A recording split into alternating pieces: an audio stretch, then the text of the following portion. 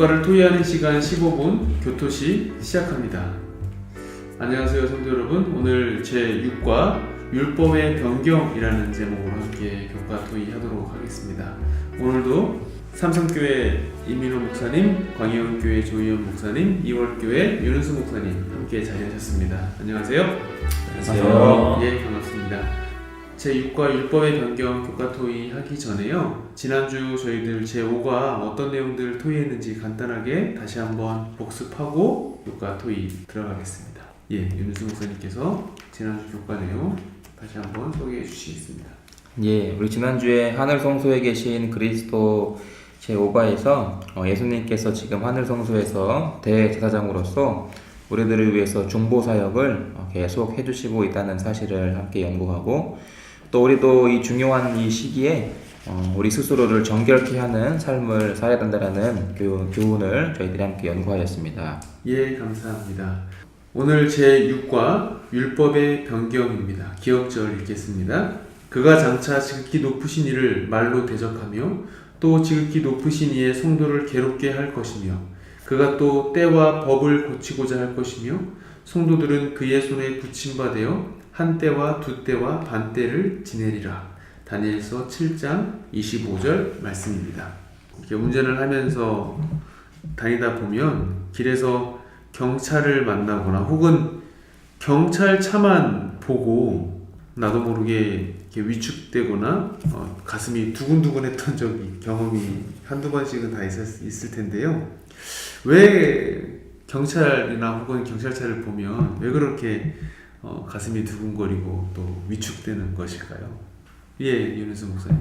예, 길을 가다가 그렇게 과속을 하지 않고 정상 속도로 가는데도 불구하고 경찰차가 있어서 괜히 놀랬던 적이 있는데요. 예. 아무래도 경찰들 하면은 뭔가 마음속에 굉장히 어떤 부담으로 이렇게 다가오는 본능적인 것이 있어서 예.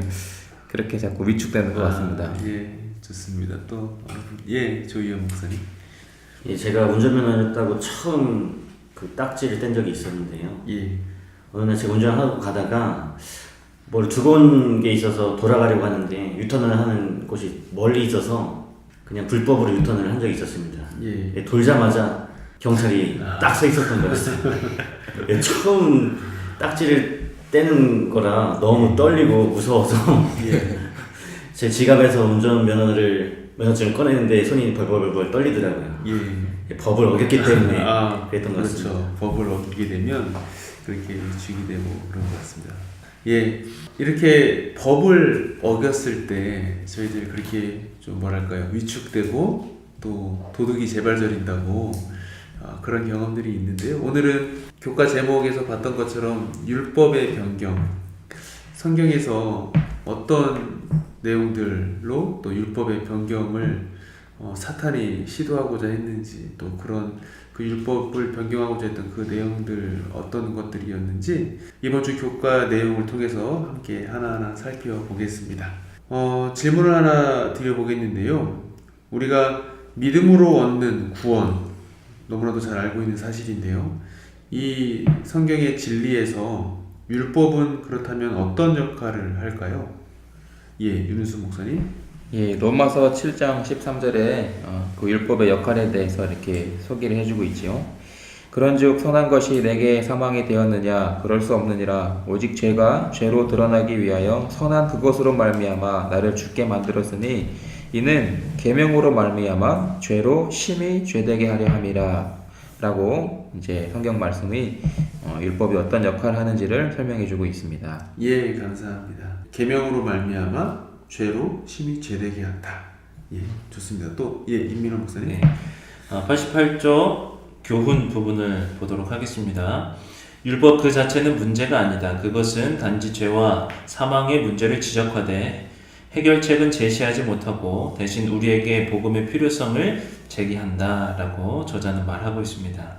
예, 감사합니다. 율법은 죄를 지적한다라는 내용이었습니다.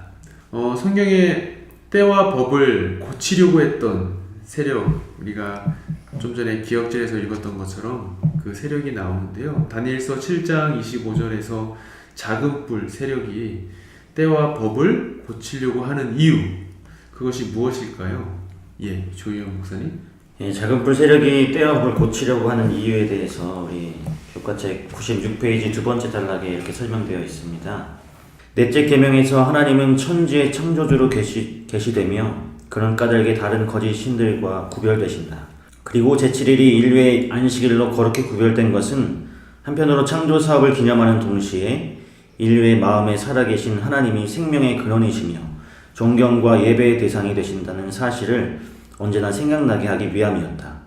그러므로 사람들로 하여금 하나님께 대한 충성과 율법의 준수를 가로막으려는 사탄은 하나님을 창조주로 주목하게 하는 계명을 특별히 공격하고자 했습니다. 예, 사탄은 이렇게 하나님께 대한 충성과 율법의 준수를 가로막기 위해서 이렇게 때와 법을 고치려고 했던 것입니다. 예, 감사합니다. 그렇다면 안식일이 일요일로 변경되었다는 주장, 성경의 내용과 얼마나 동떨어져 있을까요? 예, 윤희수 목사님. 예, 교과책 90페이지 6번째 단락에 이렇게 설명하고 있습니다. 첫째 날이 제7일 안식일을 대체했다는 교리를 확산시키기 위해 사용되는 근거 성경절들의 본질은 이것이다. 이런저런 이유 때문에 신자들이 모였던 몇 번의 사례를 봤을 때 제7일 안식일을 대신해서 일요일에 열리는 예배를 암시하는 경우는 한 번도 없다. 이러한 주장은 수백 년 동안 일요일을 준수해온 기독교 전통을 정당화하려는 노력에 불과하다. 그들은 본래 없던 개념을 그 성경절에 주입하고 있다라고 교과책에서 정확하게 설명해주고 있습니다. 예, 감사합니다. 또 예, 임민아 목사님. 그것의 정리 같아요. 90조 교훈에 보면 안식일이 일요일로 대체되었다는 주장은 성경의 지지를 받지 못한다. 제자들이 안식일 대신 일요일에 예배를 드렸다는 증거는 신약 성경 어디에도 없다라고 말을 하고 있습니다. 예, 감사합니다. 그렇죠. 안식일이 일요일로 변경되었다는 것이 성경에 어디에도 없는 것을 저희들 너무나도 쉽게 알 수 있습니다. 다음 질문 드리겠습니다. 어떻게 그렇다면 이 안식일이 참 하나님의 백성을 구분하는 충성의 시금석으로 작용하게 될까요? 예, 조희영 목사님. 예, 우리 교과책 84페이지 첫 번째 단락에 이렇게 설명이 되어져 있습니다. 우리는 구원이 오직 믿음으로 말미암아 주어지고 안식일을 포함한 율법의 준수가 절대로 구원을 이루지 못함을 알고 있지만 제7의 안식일을 포함하여 하나님의 율법에 대한 순종이 마지막 때의 진정한 충성을 가늠하는 외적인 표시 또는 표지가 될 것을 알고 있다라고 기록하면서 하나님의 율법에 대한 순종이 마지막 때의 진정한 충성을 가늠하는 시금석이라고 설명하고 있습니다. 예, 감사합니다. 또 예, 윤은수 목사님. 예, 교과책 96페이지 네 번째 단락에 보시면 또 이렇게 설명해주고 있습니다. 마지막 때에 하나님은 그분에게 충성을 다하며 변함없이 굳게 남아있을 백성들을 그분 곁에 두실 것이고 그들의 충성은 모든 하나님의 계명에 대한 그들의 순종을 통해 나타날 것인데 거기에는 하나님이 창조주이시며 경배를 받기에 합당하신 유일한 분임을 구체적으로 가리키는 계명도 포함되어 있을 것이다 라고 설명해주고 있습니다. 예, 감사합니다. 예, 그렇다면 우리가 안식일을 의미 있게 지키면서 또 한편으로 율법주의의 함정에 빠지지 않으려면 우리가 좀 어떻게 해야 할까요? 예, 임민호 목사님. 86쪽 5번째 단락을 보도록 하겠습니다. 오호라 나는 공고한 사람이로다. 이 사망의 몸에서 누가 나를 건져내랴. 이 질문에 대한 대답은 예수님이다. 우리는 예수님을 믿고 성령에 따라 행하면 은혜로 말미암아 정죄함이 없으리라는 위대한 약속을 받았다. 물론 우리는 투쟁하며 유혹에 부딪힌다. 이것이 죄의 현실이다. 그러나 예수님을 믿는 자들은 더 이상 율법으로 말미암아 정죄를 받지 않고 오히려 그것에 순종한다. 다시 말해서 우리는 육체를 따르지 않고 영을 따라 사는 법을 배운다. 예, 감사합니다. 또 예, 조희영 목사님. 예, 86페이지 교훈 부분에 이렇게 정리하고 있습니다. 그리스도를 믿는 신자들도 죄의 유혹을 마주한다. 대신 우리는 더 이상 정죄함이 없다는 약속을 믿고 육체가 아닌 성령에 따라 사는 법을 배워야 한다. 우리가 육체가 아닌 이 성령에 따라 사는 법을 배우고 그대로 살아갈 때에 우리가 율법주의의 함정에 빠지지 않고 안식일의 진정한 의미를 지키며 살 수 있는 것 같습니다. 예, 감사합니다.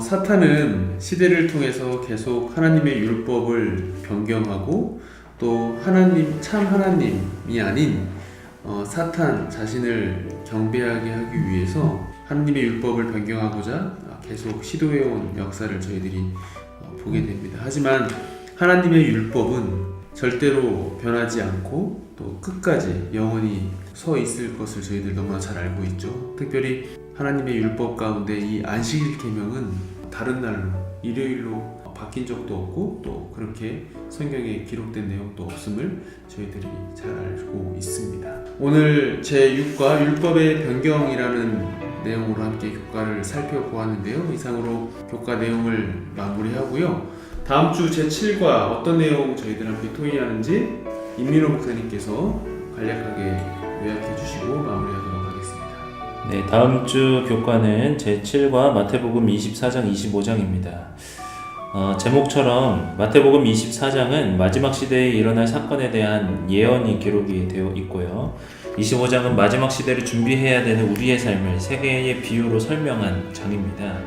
그래서 다음 주 교과를 통해서 재림을 준비하는 우리들의 삶을 다시 한번 재확인하고 재다짐할 수 있는 시간이 되었으면 좋겠습니다. 예, 감사합니다.